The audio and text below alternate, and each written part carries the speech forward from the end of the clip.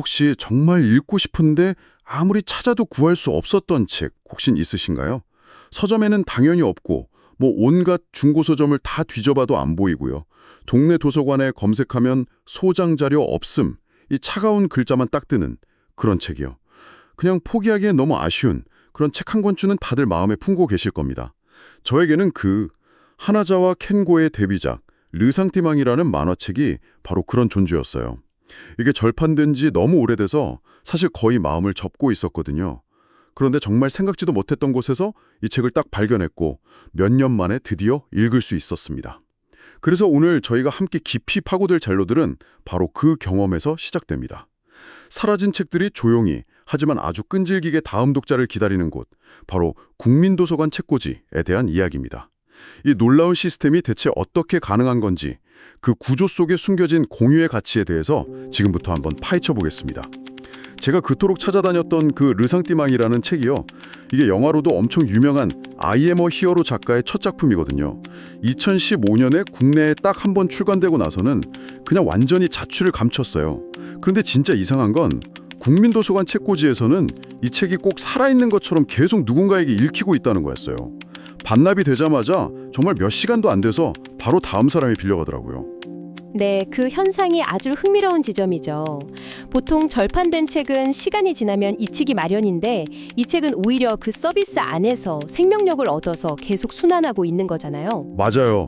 꼭 아는 사람들끼리만 돌려보는 비밀의 책 같은 느낌이었어요. 네, 자료를 보니까 이 책을 빌려본 어떤 분은 덕분에 10년 만에 다시 읽는다면서 정말 감격의 후기를 남기셨고요. 또 어떤 분은 책 반납 알림을 받자마자 너무 고맙다고 커피 쿠폰을 보내주기도 했대요. 와, 그 마음 정말 공감마비요. 저도 그 책 한 권을 못 구해서 작가의 작품 세계를 온전히 이해하는데 뭔가 좀 빈 느낌이었거든요. 꼭 퍼즐의 마지막 한 조각을 잃어버린 것처럼요. 특히 국내 출판 만화 시장은 워낙 좁아서 시리즈 열심히 모으다가 잠깐 한눈판 사이에 나온 한 권을 놓치면 그게 영원히 컬렉션을 완성 못하는 계기가 되기도 하잖아요. 맞습니다. 수집하는 분들한테는 정말 뼈아픈 경험이죠. 그래서 더 신기했어요. 저처럼 애타게 찾는 사람이 이렇게 많은데 아니 생각해보면 좀 이상하잖아요. 절판된 책이면 이 도서관은 대체 어디서 그 책을 구한 걸까요? 바로 그 지점이 이 서비스의 가장 독특한 비밀이자 핵심입니다. 자료에 따르면 국민도서관 책꽂이는 르상티망을 직접 구매해서 비치한 게 아니에요. 아, 그런가요? 네, 수십 년 동안 만화책을 모아온 한 개인 소장가가 자신의 컬렉션 전체를 이곳에 키핑했기 때문에 가능한 일이었습니다. 잠깐만요. 키핑이라고 하셨어요. 그럼 그 책의 소유권은 원래 주인한테 그대로 있다는 건가요? 우리가 아는 기증이랑은 완전히 다른 개념인 것 같은데요? 아주 정확하게 보셨습니다. 기증이 소유권을 완전히 넘기는 거라면 키핑은 말 그대로 맡겨두는 것에 가까워요. 아, 맡겨두는 거. 네, 책의 소유권은 원래 주인에게 그대로 남아있죠. 주인이 원하면 언제든 자기 콜렉션을 되찾아갈 수도 있고요.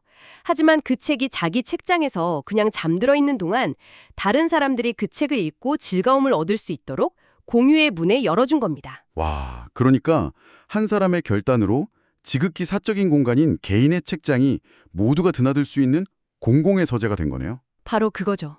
본래 목적인 읽히는 존재로 돌아가는 순간이죠.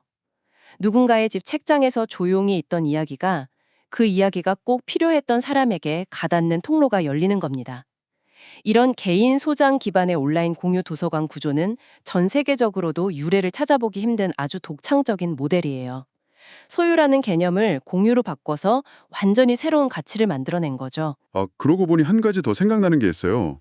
제가 읽었던 그 류쌍뜨망이 사실 19세 미만 구독불가 딱지가 붙은 작품이거든요. 솔직히 이런 책들은 웬만한 공공도서관 서가에서는 찾아보기 어렵잖아요. 맞습니다. 공공도서관은 아무래도 우리 세금으로 운영되는 공공기관이니까요. 그러다 보니 사회적 합의나 교육적 목적 그리고 잠재적인 민원 같은 걸 고려하지 않을 수가 없죠. 그래서 특정 연령 등급이나 좀 논쟁적인 주제를 다루는 책들은 도서관의 자체적인 기준에 따라서 배제되는 경우가 많습니다. 하지만 여기는 그게 달랐던 거군요. 그렇죠. 국민도서관 책꽂이는 책을 맡긴 주인의 취향과 선택을 그냥 그대로 존중하는 공간입니다. 어떤 검열이나 제약 없이 주인이 이건 내 컬렉션이다 라고 생각하고 맡긴 모든 책이 그대로 공유되는 거죠. 그래서 자유에서는 이곳을 모두의 관심이 반영된 책들이 자유롭게 모여있는 민주적인 도서관이라고 표현합니다. 민주적인 도서관이란 표현이 정말 와닿네요. 어떤 권위나 기준이 위에서부터 내려오는 게 아니라 책을 사랑하는 사람들의 취향과 관심이 아래에서부터 차곡차곡 쌓여서 만들어진 공간이라는 의미로 들려요. 바로 그 점이 이 시스템이 갖는 아주 중요한 문화적 가치입니다. 이건 단순히 희귀한 책을 찾는 걸 넘어서는 의미가 있거든요. 상업적인 논리나 제도권의 기준 때문에 사라질 수도 있는 수많은 하위 문화나 비주류의 목소리, 특정 세대의 기억이 담긴 책들이 이곳에서는 보존되고 또 공유될 수 있는 겁니다. 자료에 언급된 여검시관 히카루 같은 작품도 마찬가지예요. 지금은 구하기가 너무 어려워서 중고 가격이 수십만 원을 넘어가는데 이곳에서는 누군가의 소중한 컬렉션 덕분에 여전히 사람들이 읽을 수 있는 거죠. 한 사람의 깊이 있는 취향이 다른 사람들한테는 그 자체로 하나의 전문 분야 도서관, 일종의 큐레이션이 될 수 있다는 점이 정말 매력적이네요. 그리고 이 공유 시스템의 힘은 단순히 몇몇 희귀 도서에만 그치는 게 아닙니다. 이 도서관의 전체적인 규모를 보면 더 놀라실 거예요. 규모요? 네, 국민도서관 책꽂이의 현재 보유 장서가 약 20만여 권에 달합니다. 네? 20만 권요? 와, 정말 어마어마한 숫자인데 사실 어느 정도 규모인지 바로 감이 오지는 않네요. 비교를 해보면 확실히 체감되실 겁니다. 2025년 기준으로 서울시에 있는 공공도서관이 총 172곳인데요. 한 곳당 평균 장서수가 약 69,700여 권 정도 됩니다. 그러니까 이 온라인 공간 하나가 서울시의 평균적인 공공도서관보다 3배 가까이 많은 책을 보유하고 있는 셈이죠. 3배나요? 세상에 정말 대단하네요. 특히 도서관 인프라가 상대적으로 부족한 지방에 계신 분들한테는 이건 거의 가뭄의 단비 같은 존재겠어요? 그렇죠. 그런데 여기서 더 중요한 건 단순히 책의 양이 많다는 사실이 아니에요. 이 20만 권이라는 장서의 질적인 특징, 자료의 표현을 빌리자면 깊고 넓은 바다와 같다는 점입니다. 깊고 넓은 바다라. 멋진 표현이네요. 그게 구체적으로 어떤 의미인가요? 공공도서관은 보통 한정된 예산으로 최대한 많은 사람의 요구를 맞춰야 하니까 넓고 얇게 책을 구매하는 경향이 있거든요. 베스트셀러나 대중적인 교양서 위주로요. 하지만 이곳은 오랜 시간 특정 분야의 책을 파고든 여러 덕후, 그러니까 전문가 수준의 소장가들의 컬렉션이 합쳐져서 만들어진 곳입니다. 알 것 같아요. 예를 들면 80년대 한국 SF 소설만 수백 권 모은 사람의 컬렉션이 통째로 들어오면 그 분야만큼은 국내 어느 도서관보다도 더 깊이 있는 서가를 갖추게 되는 거군요. 바로 그겁니다. 한번 상상해 보세요. 한 사람은 평생 모은 추리소설 컬렉션을, 다른 한 사람은 희귀한 예술서적 컬렉션을, 또 다른 사람은 절판된 그래픽 노블 컬렉션을 이곳에 맡겼다고요. 이 컬렉션들이 합쳐지는 순간 각 분야의 깊이는 전문가 수준으로 깊어지면서도 동시에 전혀 다른 취향들이 모여서 전체적인 폭은 상상 이상으로 넓어지게 됩니다. 이게 바로 개인 컬렉션 기반 공유 시스템이 만들어내는 기획된 시스템으로는 절대 흉내낼 수 없는 장점이죠. 말 그대로 예측 불가능한 보물창고가 되는 겁니다. 듣고 보니 제가 르상티망을 발견한 것도 단순한 행운이 아니었네요. 그 책을 포함한 수많은 일본 만화책을 애정을 갖고 모아오신 어떤 분의 역사가 있었기에 가능한 일이었던 거군요. 결국 누군가의 책장에서 잠자고 있던 책 한 권이, 그 사람의 이야기가 공유를 통해 새로운 독자들을 만나서 또 다른 생명을 얻게 되는 거네요. 가장 잘 보여주는 사례입니다.